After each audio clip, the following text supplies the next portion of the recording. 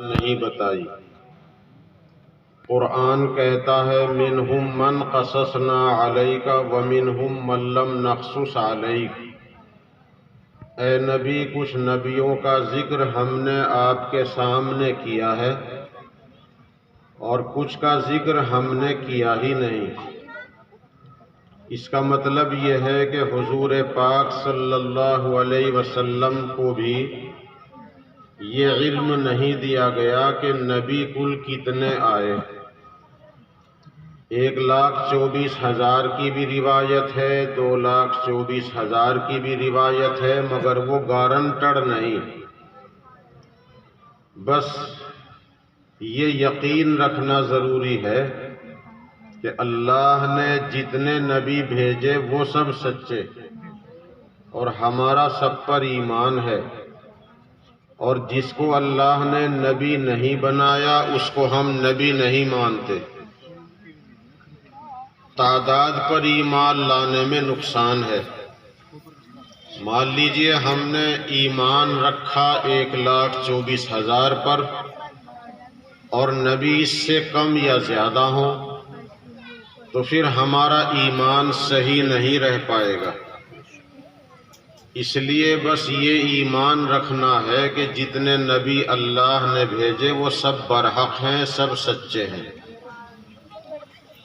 نبیوں کو اللہ تعالیٰ نے اس واسطے بھیجا کہ میرے بندے یہ سارے انسان صحیح راستے پر، جنت والے راستے پر چلنا سیکھ لیں۔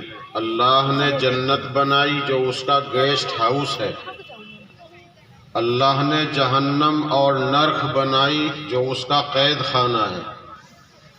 وَهَدَيْنَاهُ النَّجْدَيْنِ، اللہ نے انسان کو دونوں راستے دکھا دیے، جنت کا راستہ بھی دکھا دیا، جہنم کا راستہ بھی دکھا دیا ہے، اور پھر انسان کو آزاد چھوڑ دیا۔ ہدایت کے لیے پیغمبروں کو بھیجا، انہوں نے رہنمائی کی۔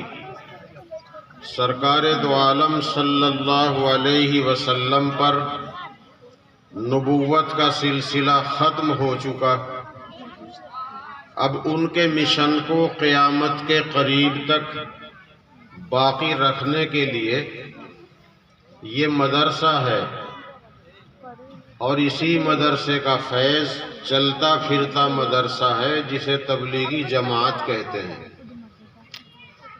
اصل مرکز مدرسہ ہے، علم کا مرکز اصل مدرسہ ہے۔ مدرسے میں جو مال تیار ہوتا ہے ہول سیل والا، اسے ہم جماعت والے لوگ سیل مین کی طرح لے کر گھر گھر، گاؤں در گاؤں گھومتے ہیں۔ اللہ قبول فرمائے۔ لیکن یہ بات صحیح ہے اور یاد رکھنے کی ہے کہ اصل علم کا مرکز یا تبلیغ کا مرکز مدرسہ ہے، دارالعلوم دیوبند ہے، اور تبلیغی جماعت اسی کا فیض ہے۔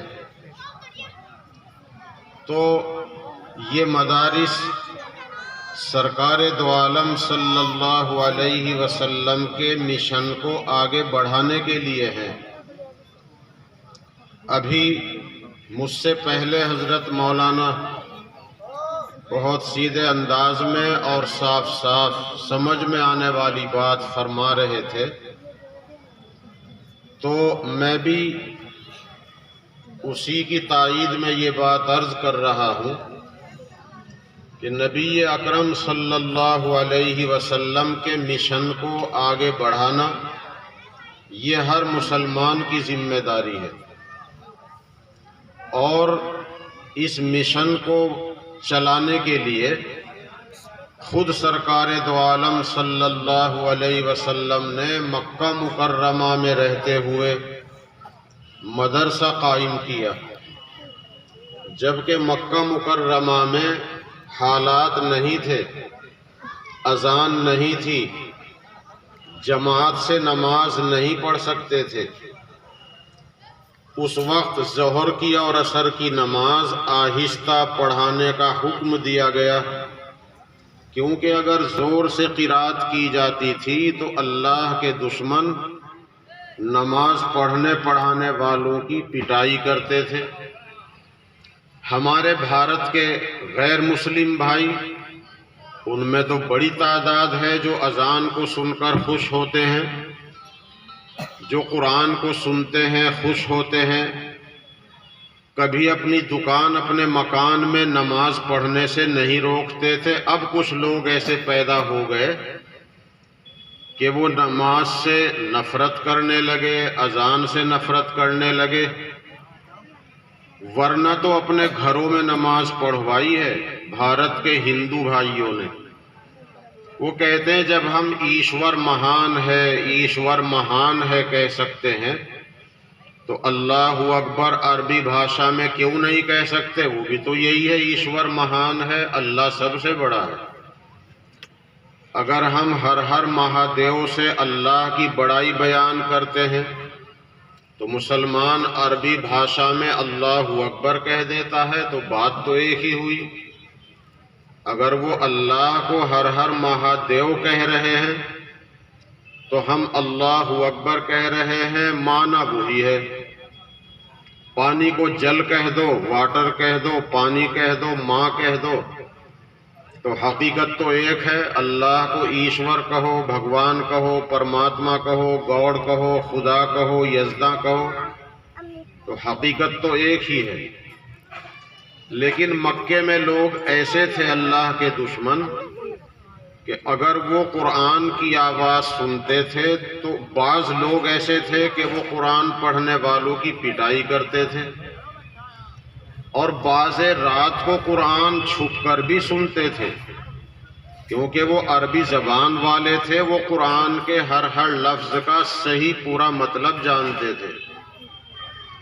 تو خیر، ظہر اثر کی نماز آہستہ پڑھانے کا حکم دیا تاکہ تمہاری آواز ایسے لوگوں تک نہ پہنچے جو قرآن کی آواز سننا نہیں چاہتے۔ اس وقت ظہر اثر کی نماز کو اللہ نے آہستہ پڑھنے کا حکم دیا۔ مغرب کے ٹائم وہ لوگ اپنی اونٹنیوں کا دودھ نکالنے میں مشغول ہو جاتے تھے، عشاء کے وقت قصے کہانیوں میں لگ جاتے تھے، اور فجر کے وقت سوتے نہیں اٹھتے تھے۔ تو اس لیے اللہ نے حکم دیا مغرب عشاء فجر ان میں قرآن پاک زور سے پڑھ لیا کرو۔ یہاں یہ بات ہمیں ملحوظ رکھنی چاہیے کہ اگر ہم نماز کے ٹائم گپ شپ میں مشغول رہیں، دنیاوی باتوں میں لگ جائیں، موبائل دیکھنے میں لگ جائیں، اور فجر کے وقت سو کر نہ اٹھیں، نماز سے غافل رہیں، تو یہ انہی کی نقل ہے۔ اس سے ہر مومن کو بچنا چاہیے۔ ظہر اور عصر کی نماز کو اللہ نے پھر بدلا نہیں۔ اذان مدینے میں شروع ہوئی، جمعہ اور عید بقرعید کی نماز کی شروعات مدینے میں ہوئی۔ مدینے میں حالات پہلے سے سازگار ہو چکے تھے، لیکن ظہر عصر کی نماز کا حکم ایسا ہی رہا۔ اب اللہ جانے کیوں ہم آہستہ پڑھتے ہیں، بس اللہ کا حکم یہی ہے۔ تو کہنے کا منشا یہ ہے کہ جب مکے میں حالات بھی نہیں تھے، لیکن ایک صحابی کا مکان تھا، حضرت ارقم کا گھر تھا، ان کے کئی مکان تھے، ایک مکان ان سے لے لیا اور اس کا مدرسہ بنایا، اسے دار ارقم کہتے ہیں۔ جو لوگ اسلام قبول کرتے تھے انہیں اس مدرسے میں بھیج کر دین، ایمان، اسلام سکھایا جاتا تھا، یعنی مدرسہ مکے میں بھی تھا۔ جب رسول اللہ صلی اللہ علیہ وسلم مدینہ تشریف لائے تو مدینہ پہنچنے سے پہلے ایک محلہ تھا قباء، وہاں 14 دن ٹھہرے، وہاں مسجد بنائی، اور اسلام کی امت محمدیہ کی سب سے پہلی مسجد مسجد قباء ہے۔ اگر کوئی معلوم کرے زمین پر سب سے پہلا عبادت خانہ کون سا ہے اس کا جواب یہ ہے کہ سب سے پہلا دھرم استھل، سب سے پہلی عبادت گاہ یا مسجد کعبہ ہے۔ جب تک حضرت آدم علیہ السلام کا پتلا بھی نہیں بنا تھا، جب اللہ نے فرشتوں سے کعبے کی تعمیر کرائی تھی، کعبہ زمین کے بیچ میں ہے، آسمانوں کا بیچ بھی وہی ہے۔ پھر اس کے 40 سال کے بعد بیت المقدس کی تعمیر فرشتوں سے کرائی، انسان جب تک نہیں تھا۔ تو سب سے پہلی عبادت گاہ کعبہ، اس کے بعد 40 سال کے بعد بننے والی عبادت گاہ بیت المقدس، اور امت محمدیہ کی سب سے پہلی مسجد ہے مسجد قباء۔ 14 دن یہاں ٹھہرے، پھر مدینے میں داخل ہوئے۔ مدینے میں داخل ہو کر اپنے پیسے سے، حضرت ابو بکر کے پیسے سے زمین خرید کر مسجد تعمیر کی، جس کو مسجد نبوی کہتے ہیں۔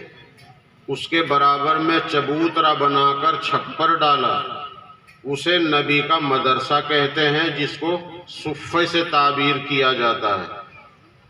معلوم یہ ہوا کہ مدینہ پہنچے تو مدرسہ وہاں بھی قائم کیا کہ عبادت کرنے کا طریقہ یہاں سیکھو اور مسجد میں جا کر عبادت کرو۔ معلوم یہ ہوا کہ نبی کے مشن کو آگے بڑھانے کے لیے مدرسے کا بڑا دخل ہے۔ اس دنیا میں رسول پاک صلی اللہ علیہ وسلم کے کلام کو، حدیث کو یاد کرنے والے، حدیثوں کا ذخیرہ کتابوں میں جمع کرنے والے امام بخاری، امام مسلم، امام ترمذی رحمۃ اللہ علیہم جہاں پیدا ہوئے، جنہوں نے بخاری شریف، مسلم شریف جیسی کتابیں لکھی، وہاں پر 800-900 برس تک مسلمانوں کی حکومت رہی۔ وہیں پر اسلام بہت پروان چڑھا، یہ کتابیں لکھی گئیں، لیکن پھر بدقسمتی سے مسلمانوں کی حکومت پر زوال آیا، حکومت چلی گئی۔ سرکاری امداد پر مدرسے چلتے تھے، مدرسے ختم ہو گئے، اور اس وقت وہاں کے علماء دین کے دل میں یہ بات نہیں آئی کہ وہ مدرسہ قائم کرتے تو وہاں دین محفوظ رہتا، مگر ان حضرات کے دلوں میں ایسی کوئی تدبیر نہیں آئی، وہاں پر مدرسے قائم نہیں کیے جا سکے۔ تو جہاں بخاری شریف، مسلم شریف جیسی کتابیں لکھی گئی ہوں، وہاں کے حالات اب سے کچھ پہلے تک یہ تھے کہ وہاں کوئی اذان نہیں جانتا تھا، کلمہ نہیں جانتا تھا، قرآن نہیں جانتے تھے، یعنی اسلام صرف نام کا رہ گیا تھا، اسلام کی حقیقت ختم ہو چکی تھی۔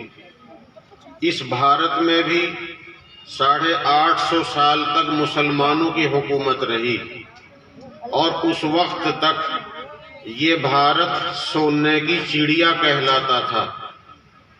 850 سال مسلمانوں نے حکومت کی ہے، اسی لیے بھارت کو سونے کی چڑیا اسی ٹائم تک کہا گیا جب تک انگریز کا قبضہ نہیں ہوا۔ انگریز کا قبضہ ہوا، 200 سال ان کی حکومت رہی، اب 70 سال آزادی کو ہو گئے۔ جب سے حکومت کا خاتمہ ہوا تھا تو ہندوستان، یہ بھارت لوٹنے پیٹنے لگا، اور یہ جو اس کی ایک شان تھی کہ اس کو لوگ سونے کی چڑیا کہتے تھے، وہ شان ختم ہو گئی۔ کہنے کا منشا یہ ہے کہ 850 سال سے کچھ زائد یہاں بھی مسلمانوں نے حکومت کی ہے۔ جب یہاں مسلمانوں کی حکومت پر زوال آیا تو اللہ کے کچھ بندے محمد الرسول اللہ صلی اللہ علیہ وسلم کی برکت سے، ان کے طفیل، کیونکہ انہوں نے فرمایا تھا مجھے ادھر سے، بھارت کی طرف سے اشارہ کر کے فرمایا تھا ادھر سے علم کی بو آتی ہے۔ بھارت کے ایک ہندو راجا نے جب اس نے چاند کے 2 ٹکڑے دیکھے اور اپنے کاہنوں سے معلوم کیا، نجومیوں سے، کہ کیا ماجرا ہے، چاند کے 2 ٹکڑے دکھائی دے رہے ہیں۔ تو مالی بار کا راجا تھا بھارت کا، اس نے اپنے نجومیوں سے معلوم کیا تو انہوں نے بتایا کہ آخری پیغمبر ارم میں پیدا ہو گئے۔ ان کی قوم نے ان سے نشانی مانگی، یہ ان کے اشارے پر خدا نے چاند کے 2 ٹکڑے کیے ہیں۔ تو راجہ مالی بار ہندو راجہ نے محمد الرسول اللہ صلی اللہ علیہ وسلم کے لیے بھارت میں پیدا ہونے والی چیز تحفے میں بھیجی، اپنے آدمیوں کو بھیجا کہ جاؤ آخری پیغمبر سے ملو اور میری طرف سے گفٹ یہ تحفہ انہیں دے کے آؤ۔ اس میں پان بھی تھا، کھانے کا ذکر تو نہیں لیکن پان بھارت سے نبی کے لیے بھیجا گیا۔ کہنے کا منشا یہ ہے کہ رسول پاک صلی اللہ علیہ وسلم کی خاص توجہ تھی بھارت کی طرف۔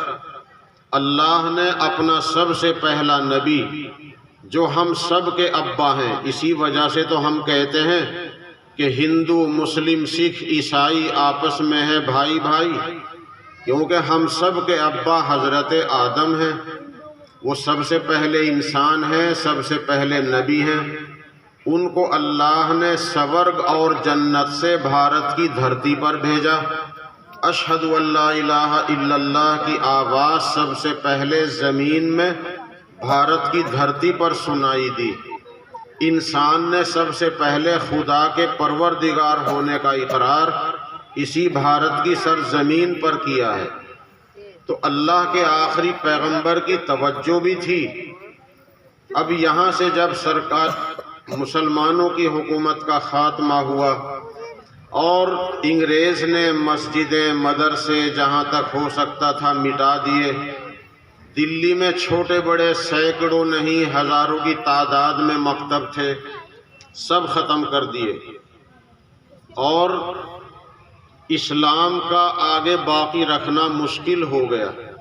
حضرت مولانا محمد قاسم صاحب نانوتوی، حضرت حاجی امداد اللہ مہاجر مکی، حضرت مولانا رشید احمد گنگوہی، حضرت مولانا ڈپٹی ذوالفقار احمد دیوبندی، حضرت حاجی عابد حسین صاحب دیوبندی، ایسے کچھ حضرات بڑے فکر مند تھے کہ بھارت میں مسلمانوں کی مسلمانی، اسلام کا مذہبی تشخص اب کیسے باقی رکھا جائے گا۔ حضرت نانوتوی رحمت اللہ علیہ تو جھنگلے میں پڑے رہتے تھے اسی سوچ میں کہ اب مسلمانی کیسے باقی رہے گی۔ اللہ نے ان کے دلوں پر یہ بات ڈالی کہ مدرسہ قائم کرو، مدرسہ قائم کرو۔ محمد الرسول اللہ صلی اللہ علیہ وسلم نے خود آ کر رات میں نشان لگایا ہے، جس کو دارالعلوم دیوبند میں 9 درہ کہتے ہیں۔ وہاں جو کنواں ہے مولسری کے پیڑ کے پاس، وہاں ایک بزرگ کے خام میں دودھ پلایا ہے، تقسیم کیا ہے بچوں کو۔ تو یہ سب ایسی باتیں ہیں کہ جو عقل کے خلاف ہوں لیکن ماننی پڑتی ہیں۔ خیر، یہ مدرسہ قائم ہوا، اس کے بعد 6 مہینے بعد مظاہر علوم قائم ہوا، پھر دیے سے دیا، دیے سے دیا، چراغ سے چراغ جلاتے گئے، اور بھارت میں یہ امن شانتی کے گہوارے، چھوٹے بڑے مدرسے، مکتب قائم ہوئے۔ یہاں سے امن شانتی کا پیغام عام ہوتا ہے، پھیلتا ہے۔ کہنے کا منشا یہ ہے کہ یہ مدرسہ مشن ہے رسول اللہ صلی اللہ علیہ وسلم کا۔ اس میں آدمی سے جتنا ہو سکے تعاون کرے، کوئی غلطی ہم دیکھتے ہیں تو صحیح مشورہ دیں، اور جتنا اپنے سے ہو سکے اس میں مدد کریں۔ جب حضرت ابراہیم علیہ السلام کو آگ میں جلانے کے لیے لوگوں نے اتنا اونچا ڈھیر لگا دیا کہ لوگ کہتے تھے کہ یہ تو آسمان تک پہنچ گیا ہے، اس آگ کی لپٹ آسمانوں تک جائے گی، تو کرلیا آیا تھا پھونک مارنے کے لیے کہ میں بھی اس میں پھونک ماروں گا تاکہ آگ سلگے، اور مینڈک بیچارہ آیا تھا منہ میں پانی لے کر کہ میری تو بس اتنی ہی بساط ہے کہ جتنا پانی منہ میں آ جائے میں اس میں ڈالوں گا تاکہ آگ بجھ جائے۔ تو مینڈک کی محبت انسانوں کے دلوں میں ہے، قصداً اسے کوئی مارنا نہیں چاہتا۔ اور گرگٹ کرلیا جو اللہ کے نبی کو جلانے میں مدد کرنے آیا تھا، پھونک مارنے آیا تھا، اس کا مارنا ثواب ہے۔ ایک چوٹ میں کوئی مار دے تو 100 نیکیاں ملتی ہیں، اور اس کی وجہ سے چھپکلی کا حکم بھی یہی ہے۔ چھپکلی کو بھی کوئی ایک چوٹ میں مار دے تو 100 نیکیاں ملتی ہیں۔ موذی جانور جو جانور تکلیف دینے والا ہے اس کو مارنا ثواب ہے۔ چھپکلی نے اس میں پھونک تو نہیں ماری لیکن ہے موذی جانور، اور ایک چوٹ میں مارنے کا ثواب زیادہ اس لیے ہے تاکہ جانور مر تو جائے لیکن تڑپے نہیں، تڑپانا جائز نہیں۔ تو کہنے کا منشا یہ ہے کہ مینڈک سے جتنا ہو سکا اس نے وہ کیا، اور کرلیا شریر ہے، شرارت پسند جانور ہے، تو اس نے جو کچھ کیا وہ اس کے ساتھ ہے۔ ہمیں تو اللہ کے دین کے نبی کے مشن کو بڑھانے کے لیے جو ہم سے ہو سکے ہم اپنی بساط کے مطابق کوشش کریں۔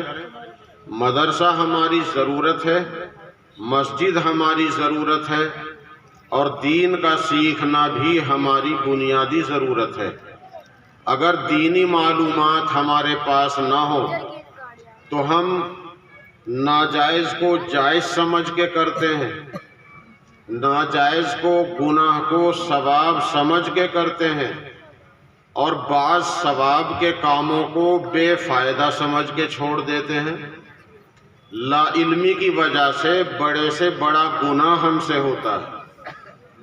مثال دیتا ہوں، ماں بہنیں بچیاں اس بات کو اچھی طرح ذہن میں رکھیں، ہمارے بھائی ہمارے بچے بھی رکھیں۔ آج کل گاؤں در گاؤں مائک لیے پھر رہے ہیں اور لڑکیوں کے بال خرید رہے ہیں، حالانکہ اپنے سر کے بال بیچنا حرام ہے، جائز نہیں۔ اپنے بدن کی کسی بھی چیز کو بیچنے کی اجازت نہیں، ہم اپنے بدن کی کسی چیز کے مالک نہیں، ہم اس کے رکھوالے ہیں۔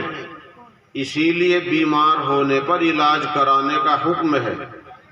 اگر علاج کرانے کی ہمت ہے علاج کرائیں، نہیں ہمت ہے تو بستی والوں پر فرض ہے کہ ایسے غریب بیمار کی مدد کریں، ہندو ہو یا مسلمان، غیر مسلم ہو یا مسلم۔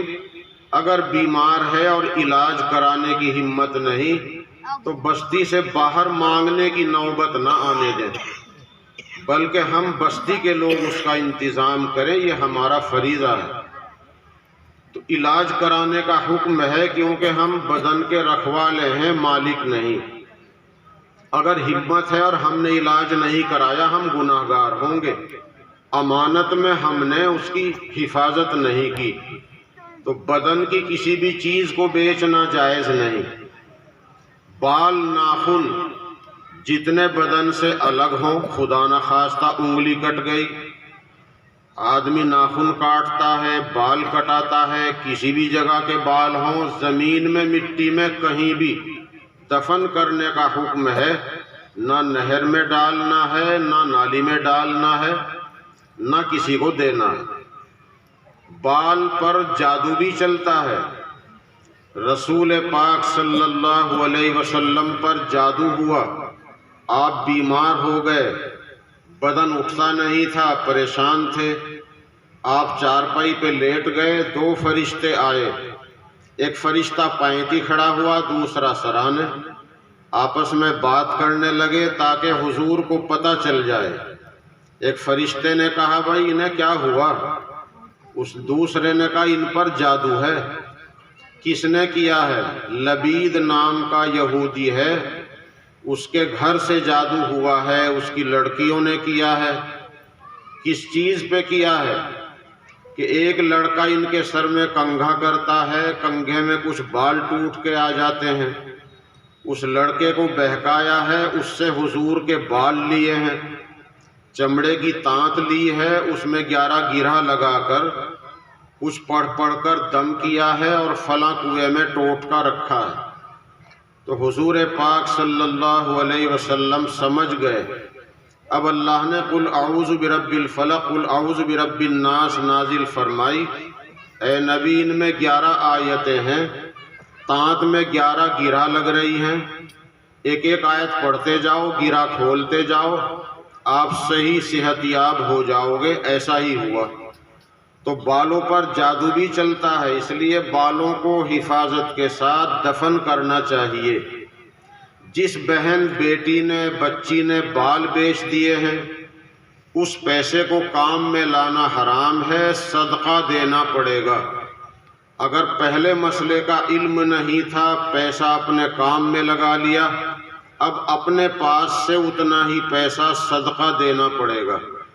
تو دیکھیے حرام کام ہے اور ہم جائز سمجھ کے کر رہے ہیں۔ بدن میں، آدمی کے بدن میں مختلف اعضاء ہیں، مان لیجئے خون ہے، خون کبھی دان کیا جاتا ہے، لوگ اپنی آنکھیں دان کرتے ہیں، گردے دان کر دیتے ہیں، جائز نہیں۔ جب تک کسی آدمی کا کام جانور کے کسی عضو سے چلتا ہو، مثلا گردے کی ضرورت ہے اور بکرے کا گردہ کارآمد ہو سکتا ہے تو بکرے کا گردہ لگایا جائے، نہ کہ انسان کا۔ اور جس بیمار کی جان بچانے کے لیے ضروری ہو گیا کہ بھائی اس کے لیے تو انسان ہی کا گردہ کٹنی چاہیے، اس کی جان بچ سکتی ہے ورنہ نہیں، تو پھر مجبوری میں وہ گردہ دان کر دیا، اب گناہگار نہیں ہوگا، بیچنا حرام ہے۔ اسی طریقے سے آنکھ کا مسئلہ یہ نہیں، آنکھ کے بغیر آدمی زندہ رہ لیتا ہے۔ خون کا مسئلہ ہے، بینک کیمپ لگاتے ہیں، ہمارے جوان خون دان کرتے ہیں، ثواب سمجھ کے کرتے ہیں، لیکن اپنا خون دینا جائز نہیں، گناہ ہے۔ ہاں، خون دینا کب ثواب بنے گا؟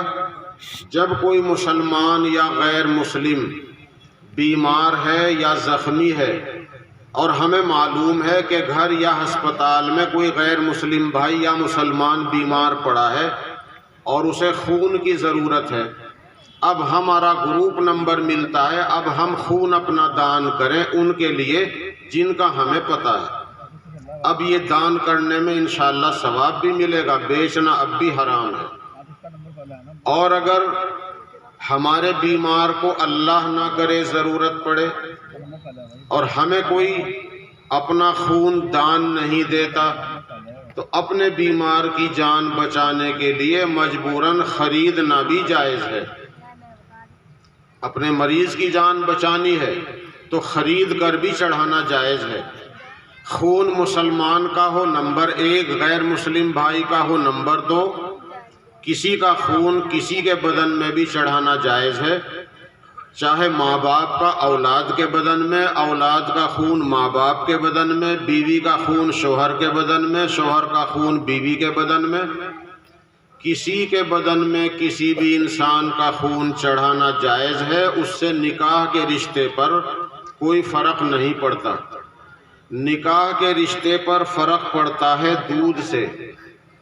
اگر کسی نے کسی عورت کا دودھ پیا ہے 2 سال کی عمر ہونے سے پہلے، اگر کسی نے کسی عورت کا دودھ پی لیا، پستان منہ میں دی یا عورت نے نکال کر پلایا ہے، 1 یا 2 گھونٹ اگر دودھ کسی بچی کو پلا دیا ہے، تو یہ بچہ یہ بچی اس کے حقیقی بچی کی طرح ہو گئے۔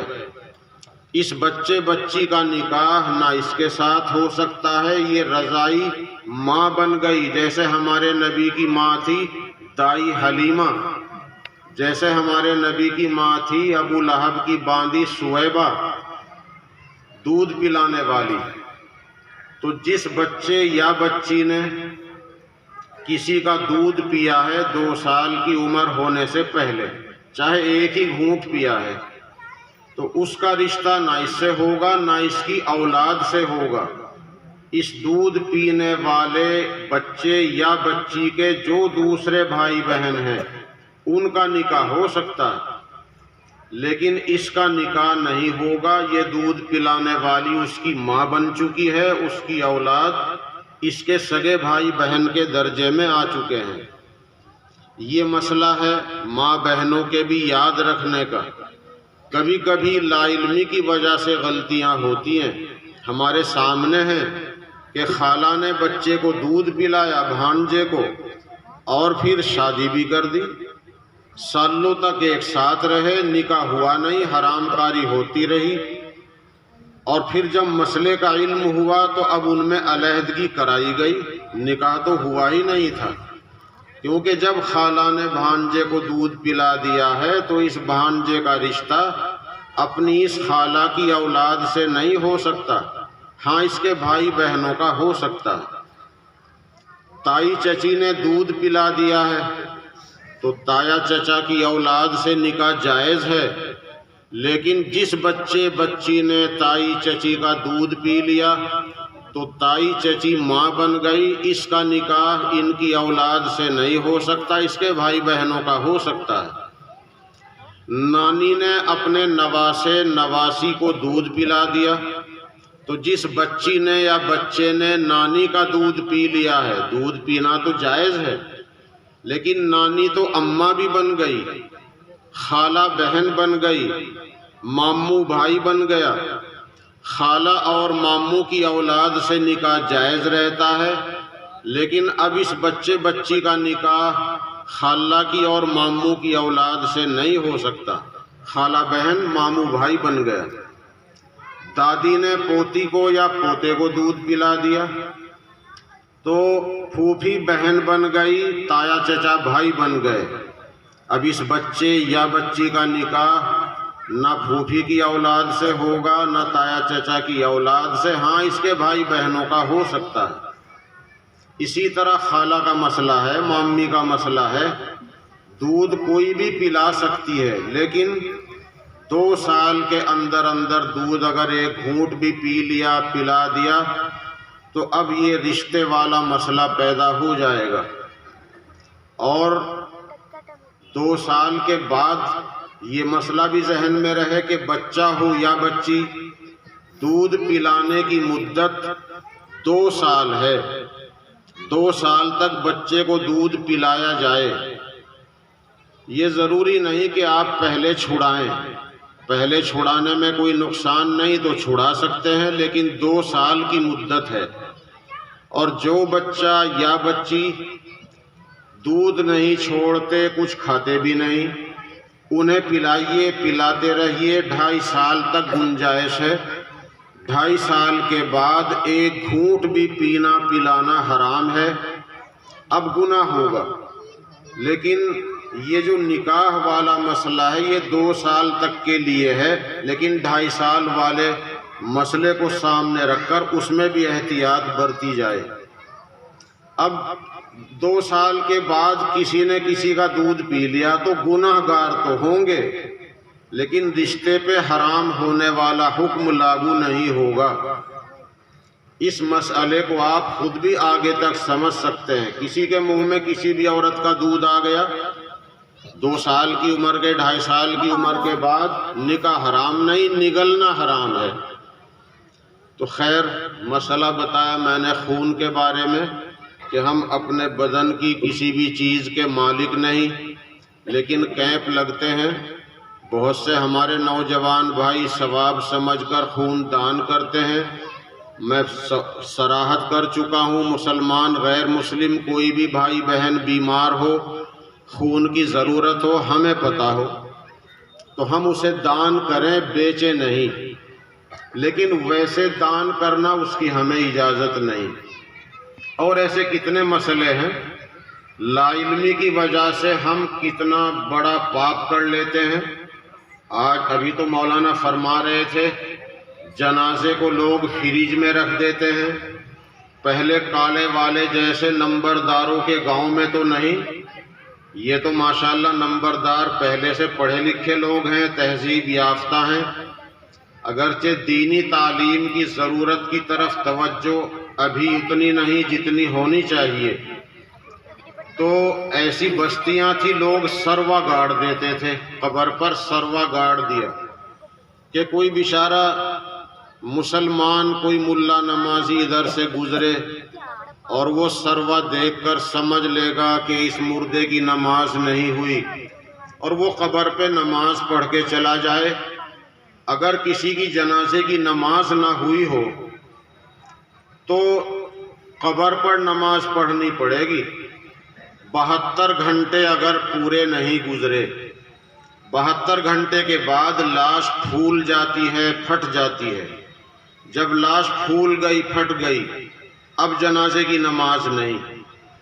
یہاں اس جیسے علاقے میں 72 گھنٹے کا اندازہ ہے، کسی ٹھنڈے علاقے میں اس سے زیادہ دیر تک بھی لاش رہ سکتی ہے، تو قبر پہ نماز پڑھنی پڑے گی اگر نماز نہ ہوئی ہو یا نہ پڑھی گئی ہو۔ وہ لوگ سروا گاڑ دیا کرتے تھے۔ آج علم کا اتنا دورہ ہے، اور وہ جو فریج میں رکھ دیتے ہیں وہ بھی لا علمی کا شکار ہیں، ورنہ جنازے کی نماز میں کرنا کیا ہے؟ جنازے کی نماز ہمارے وہ بچے سن لیں کہ جب جنازہ رکھا ہے، بھارت ہے، ہندو مسلم سکھ عیسائی پریم سے محبت سے رہتے ہیں، مسلمان کا انتقال ہوتا ہے، ہندو بھائی تعلق میں آتا ہے، بس وہ نماز میں تو شریک نہیں ہوتا، جنازے کو کاندھا دیتا ہے، قبر پہ مٹی ڈالتا ہے، شوق سے ڈالے۔ غیر مسلم کا انتقال ہوا، مسلمان پڑوسی ہے، بستی کا ہے، تعلق والا ہے، اس کے گھر جاتا ہے، ارتھی کے ساتھ یوں نہیں جاتا کہ وہ مردے کو جلاتے ہیں، اور جلانا ہمارے مذہب میں کسی بھی جانور کا جائز نہیں۔ تو اب جب مسلمان کا جنازہ رکھا ہے، لوگ نماز میں صف لگائے کھڑے ہیں، غیر مسلم بھائی الگ کھڑے ہیں، کچھ نوجوان بچے وہ بھی الگ کھڑے ہیں، کبھی کبھی تو وارث بھی ہوتے ہیں۔ وہ یوں سمجھتے ہیں کہ یہ کون سا فرقہ ہے، ہم لوگ ادھر کھڑے ہیں، نمازی وہاں کھڑے ہیں، یہ تیسرے لوگ کون سے ہیں جو نہ ہمارے ساتھ نہ ان کے ساتھ؟ یا تو ان کے کپڑے پاک نہیں ہیں، اور کپڑے پاک نہ رہنا بڑا جرم ہے، نہ جانے موت کب آ جائے اور کہاں آ جائے۔ آج کے حالات میں نصیحت اور عبرت موجود ہے، آدمی کہاں کہاں کان میں لیڑ لگائے ہوئے اور مولانا قاری حنیف صاحب رحمہ اللہ پاکستانی کے بقول کنجریوں کے گانے سنتے ہوئے نہ جانے کس کس حال میں مر رہے ہیں، نشہ کیے ہوئے، نہ جانے موت کہاں کس وقت آ جائے۔ تو ناپاک رہنا جائز نہیں، کپڑے ہمارے پاک ہوں، وضو کر کے ہم جماعت میں شامل ہو جائیں تو ہمیں کرنا کیا ہے؟ امام صاحب 4 مرتبہ اللہ اکبر کہیں گے، ہم نیت کر لیں، نیت کو سمجھیں۔ کچھ لوگ تو جنازے کی نماز سے یوں ڈرتے ہیں، بھائی نیت ہمارے بس کی نہیں۔ کیوں؟ 4 تکبیر نماز جنازہ فرض کفایہ، ثنا واسطے اللہ کے، درود واسطے رسول اللہ صلی اللہ علیہ وسلم کے، پڑھوں واسطے اللہ کے، پیچھے پیش امام کے، رخ میرا طرف کعبہ شریف کے، دعا واسطے اس میت کے۔ بھائی اتنی لمبی دعا ہمارے یاد نہیں، اس لیے الگ کھڑے ہیں، بھائی نماز پڑھنا ہمارے بس کی نہیں۔ سمجھو، نیت کے معنی ہے دل کا ارادہ۔ وضو کر لیا، جماعت میں لگ گئے، ارادہ یہ ہے کہ جنازے کی نماز پڑھنی ہے، بس یہی نیت ہے۔ جو زبان سے کہہ لے ٹھیک، نہ کہے کوئی ضروری نہیں، وہ جو ارادہ ہے کہ جنازے کی نماز پڑھ رہے، بس وہ نیت ہے۔ پھر امام صاحب 4 دفعہ اللہ اکبر کہیں گے، ہم بھی اللہ اکبر کہہ دیں، والسلام علیکم ورحمۃ اللہ کہیں گے، ہم بھی السلام علیکم کہہ دیں، بس جنازے کی نماز ہو گئی، مرنے والے کا آخری حق ادا ہو گیا۔ ہمیں احد پہاڑ کی چوٹیوں کے برابر ثواب مل گیا، اور یہ بچے کھڑے کھڑے اتنے بڑے ثواب کو چھوڑتے ہیں اور جنازے میں دیر کرتے ہیں کہ بھئی اس ٹائم نمازی زیادہ ہوں گے لہذا تب نماز پڑھیو، اور شیطان برائیوں کو بہت جلدی پھیلاتا ہے۔ اب تو ایک بات یہ چل پڑی کہ موت رات کو ہو گئی، دفنائیں گے کل 11 بجے، نہلا دو ابھی، اور یہ سجھا دیا شیطان نے کہ ابھی سے نہلا کے رکھ دو، اس کے پاس بیٹھ کے قرآن پڑھنا جائز ہو جائے گا۔ ارے بھائی قرآن تو ہم کہیں بھی پڑھ سکتے ہیں، کلمہ درود اس کے پاس بھی پڑھ سکتے ہیں، قرآن اس کے پاس نہلانے سے پہلے نہ پڑھیں، روح نکلنے کے بعد نہلانے سے پہلے اس کے پاس قرآن نہ پڑھیں، کلمہ درود پڑھ سکتے ہیں، اور قرآن کہیں اور بیٹھ کے پڑھ لیں، 2-4 میٹر کے فاصلے پر کہیں بھی پڑھ سکتے ہیں۔ لیکن نہلا کر کفنانے کے بعد جنازے میں دیر کرنا بغیر نہلائے دیر کرنے سے زیادہ برا ہے۔ جمعے کی نماز ہو گئی، سلام پھر گیا، جھولی لے کے گھوم رہے ہیں، اب آدمی بیٹھا ہے بندھا ہوا کہ دعا مانگوں یا کیا کروں، دعا مانگتا ہوں تو چندہ مانگنے والوں کو دقت، نیت باندھتا ہوں تو تب ان کا سامنے سے گزرنا ہے۔ تو یہ بھی پورے ملک میں پھیل گیا کہ جمعہ کا سلام پھیر کے چندہ ہو رہا ہے۔ ایسی ایسی چیزوں کو شیطان بہت جلدی پھیلاتا ہے۔ تو خیر، جنازے کی نماز جب ہمارے سامنے ہے اور ہمیں ٹائم ہے، وضو کریں، شریک ہو جائیں، 4 دفعہ اللہ اکبر کہہ دیا، السلام علیکم کہہ دیا، نماز ہو گئی۔ دعا یاد کرنے کی کوشش کریں، نہ یاد ہو نہ پڑھیں۔ یہ ہے جنازے کی نماز۔ جہاں مولانا فرما رہے تھے فریج میں اب بھی رکھتے ہیں، اگر انہیں مسئلہ معلوم ہوتا، ایک ان پڑھ مسلمان بھی جنازے کا کام کر سکتا ہے۔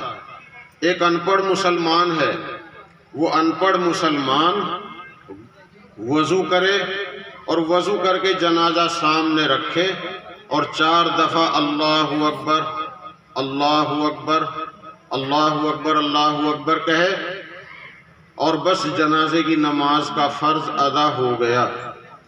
وہ لوگ فریج میں کیوں رکھ رہے ہیں؟ کیونکہ ان کے پاس علم نہیں۔ اس لیے لا علمی کی وجہ سے ہم بڑے خسارے میں ہیں، اور جائز ناجائز کا علم نہیں ہے تو ناجائز کو ثواب اور ثواب کے کام کو بے فائدہ سمجھ کے ہم چھوڑے رہتے ہیں۔ ابھی ہر مہینے 2-4 مہینے میں مسئلہ آتا ہے کہ جی ایک بچہ پیدا ہوا اور اس بچے نے سانس نہیں لیا، رونے کی آواز نہیں آئی، تو ہم نے اسے بغیر غسل کے اور دفن کر دیا۔ تو غسل دینا تو فرض ہے، بچہ ماں کے پیٹ سے پیدا ہوا ناپاک، جیسے مرنے کی وجہ سے آدمی کا بدن ناپاک ہو جاتا ہے، جنازے کی نماز کے لیے غسل دینا ضروری ہے، تو ناپاک بچہ ناپاک پیدا ہوتا ہے۔ جب انسان مکمل ہے تو غسل دینا فرض ہے۔ اگر یہ سوچ کر کہ یہ تو مرا ہوا پیدا ہوا ہے، اس کے لیے کوئی حکم نہیں، غسل دیے بغیر دفن کر دیا، ہم گناہگار ہوئے، ہم نے فرض چھوڑ دیا۔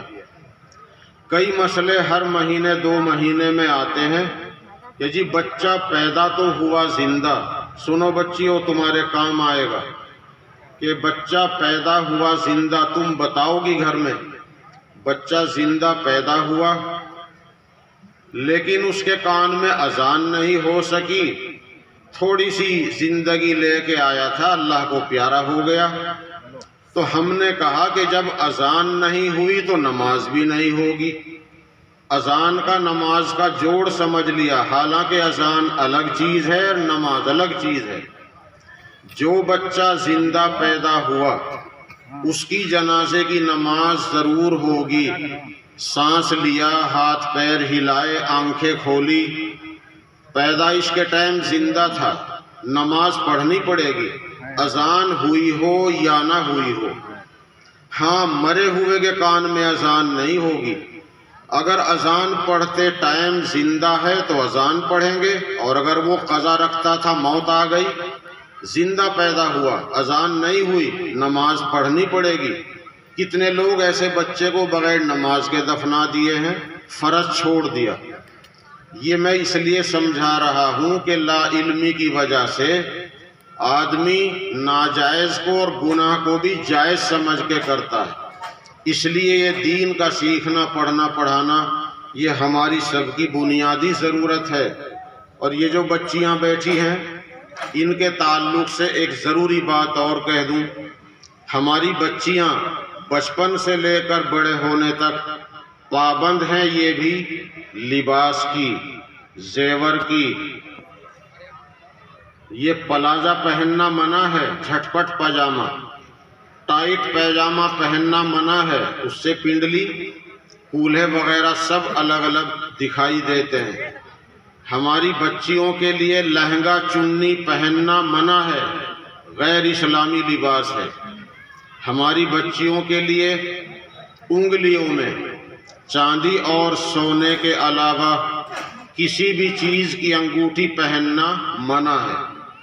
آپ اس بات کو ذہن میں رکھیے، انگلیوں میں بچیاں یا بڑی ماں بہنیں صرف چاندی کی انگوٹھی پہن سکتی ہیں اور سونے کی پہن سکتی ہیں، چاہے جتنی پہنے۔ ہاتھ میں، پیروں میں، گلے میں، ناک میں، کان میں،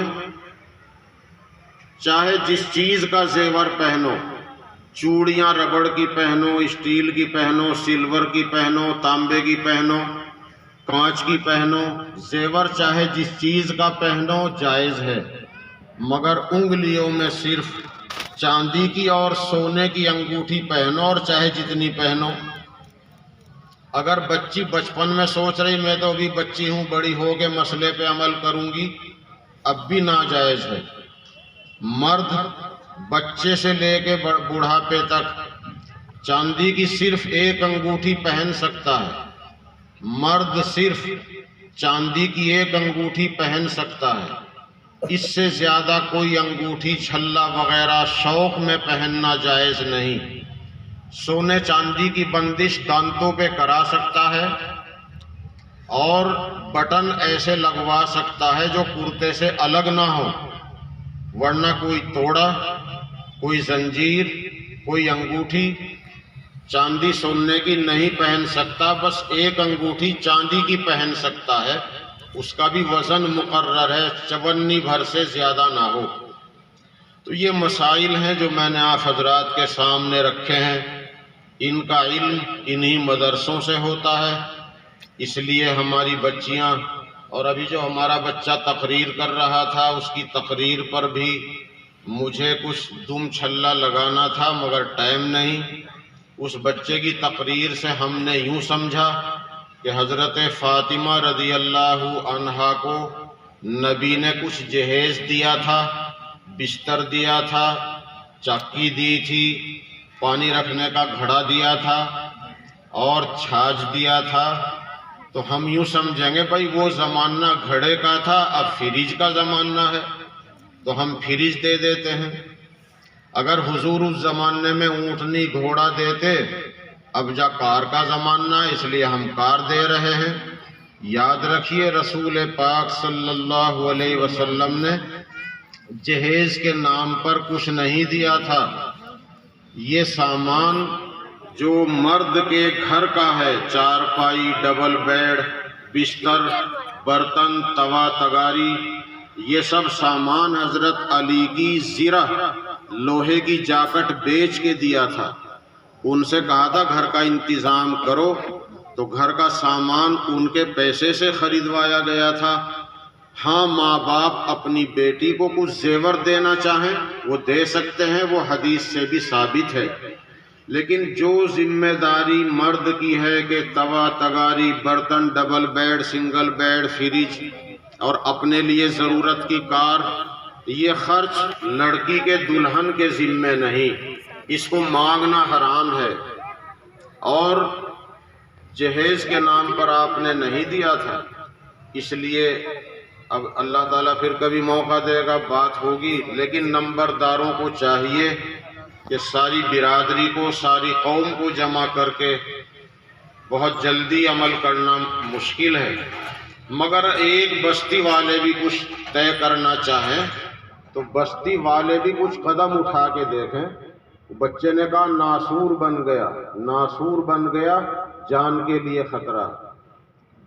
جیسے اب ایمان کے لیے چاروں طرف خطرات ہیں، ایمان کے لیے چاروں طرف خطرات ہیں۔